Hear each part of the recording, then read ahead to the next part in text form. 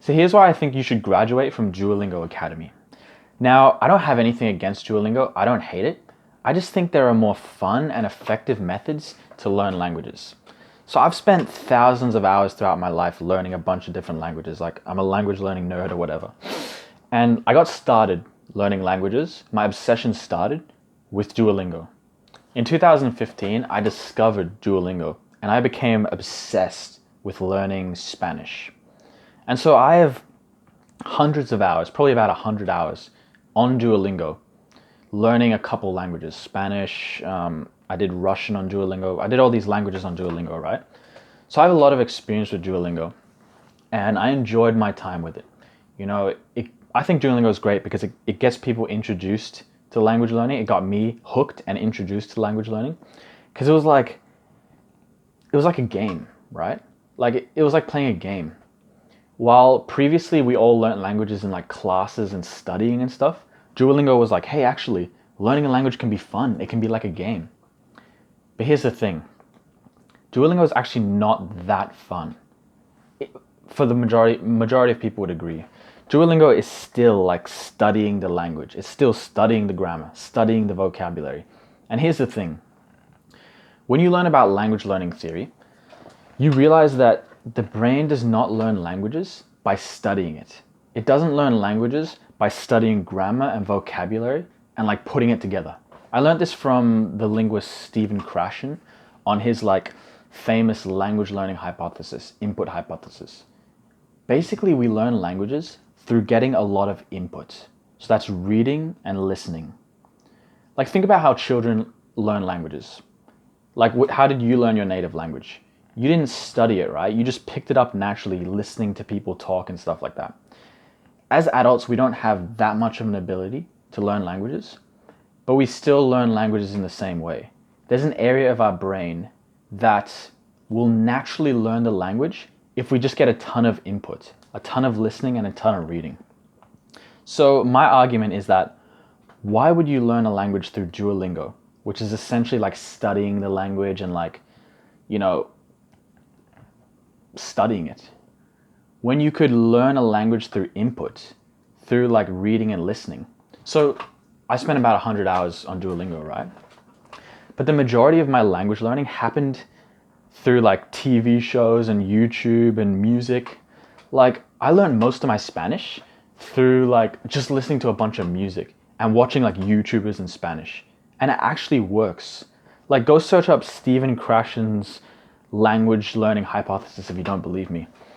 But languages don't have to be studied. They are different to every other subject in school.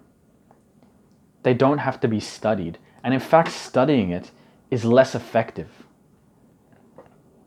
because it doesn't activate that part of your brain that naturally learns languages. This is why so many students, they'll go through like the education system. They'll do like 10 years of French or whatever, and they'll come out the other side unable to speak French.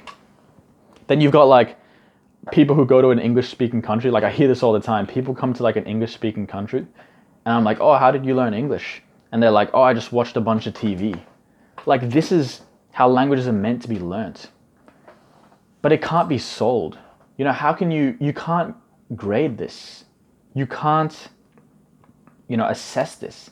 This is why it's not such a widely known thing that we learn languages through input. Now, I'm not saying you can just like watch a bunch of TV shows in German and be fluent in German. You do have to put a little bit of intention into trying to understand the material. But we don't need this like classroom type setting, like studying grammar and studying vocabulary to be able to pick up a language, to be able to acquire it. That's why I think, why do Duolingo when you can learn a language by consuming content that you are genuinely interested in?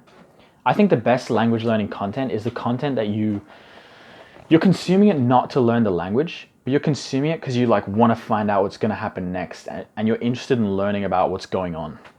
Like, for example, let's say you're interested in like self-improvement. You can watch self-improvement YouTubers in the language you're learning. You like music? Listen to music in the language you're learning. Now, it might be a bit advanced for you now, so you might have to get like beginner level material. But I guess the point I'm trying to make is language learning is different to other subjects. You don't have to like study it. You don't have to be in that study environment. You can use anything as your material to learn languages. Now, I can't go too much in depth onto this video because it will take like, at least 30 minutes to fully explain this concept. But yeah, I'm just trying to say that like, okay, some guys will love Duolingo. They'll be like, yeah, I love Duolingo. It's so great. I'm so excited to do it every single day. I love it. Okay, if you love Duolingo, keep doing it. No problem. Keep going. But I'm talking to the majority of people who don't love Duolingo.